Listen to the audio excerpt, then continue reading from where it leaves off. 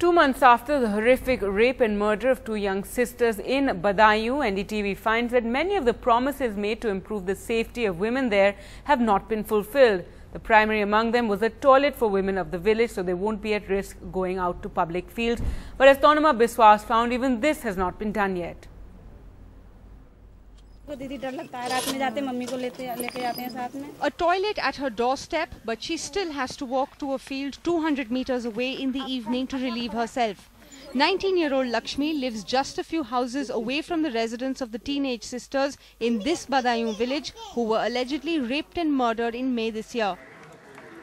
The gruesome murder forced authorities into action with an announcement of immediate construction of toilets.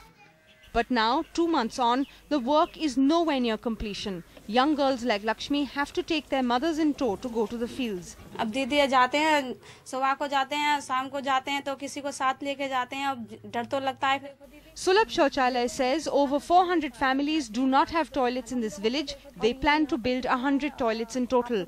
They claim around 50% of the work is done, but so far, none of the toilets are in use. Most of them don't even have doors. These toilets have been just built and 10 days later, but they have not been made to use. So this is again a mockery of justice.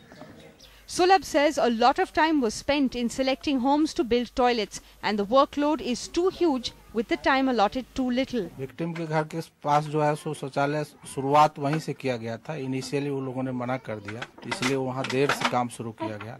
But the family of the two girls who were killed claim that the construction of toilets has an unfair caste-based pattern.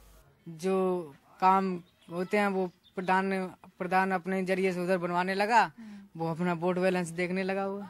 A spot check by us has revealed that women in this village are still going out even after 2 months, out in the open and after dark to relieve themselves. Sulabh and the district authorities say that within 2 weeks they will finish work on these toilets. Will that finally signal the beginning of an existence which is more dignified and safe for these women?